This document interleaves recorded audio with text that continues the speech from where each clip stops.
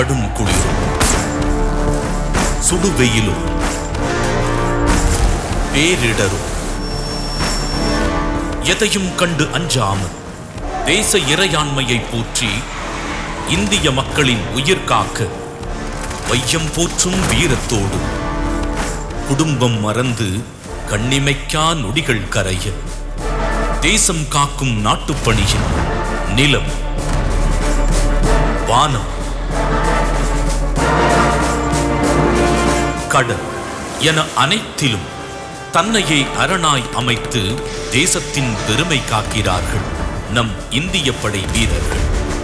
நாட்டின் அமைதிக்காக போர் முனையில் தங்கள் இன்னுயிரை நீத்த முப்படை வீரர்களின் வீரத்தையும் தேச உணர்வோடு அவர்களின் மாபெரும் தியாகத்தையும் போற்றி நினைவு கூறும் வகையில் 1949 ஆண்டு முதல் டிசம்பர் 7ஆம் நாள் இந்திய படை வீரர்கள் கொடிநாளாக அனுசரிக்கப்படுகிறது. நம் மண்ணின் மைந்தர்களை நாம் உச்சி முகரும் ஒரு உன்னத திருவிழா.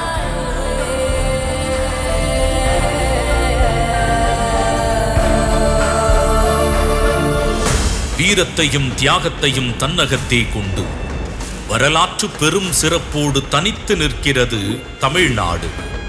அன்று பலர் அரும்பாடுபட்டு பெற்ற சுதந்திரத்தை என்றும் காக்கும் முப்படை வீரர்களின் நல்வாழ்வையும் குடும்ப நலத்தையும் பாதுகாப்பதில் முன்னணியில் உள்ளது தமிழ்நாடு அரசு.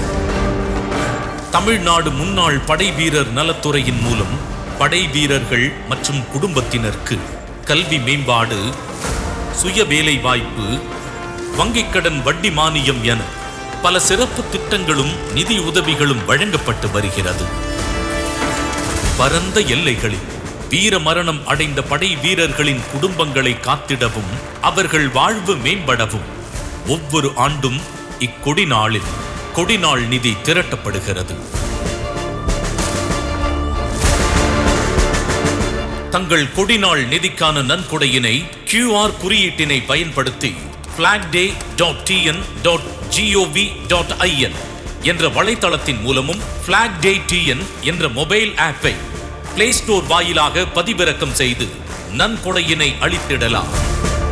முப்படை வீரர்களின் தன்னலமற்ற சேவையை போற்ற நாம் முன்வந்து அளிக்கும் இந்த கொடிநாள் நிதியின் மூலம் நன்றி உணர்வோடு அவர்தம் புகழ் போற்றுவோம், தேசக் கடமையாற்றுவோம்.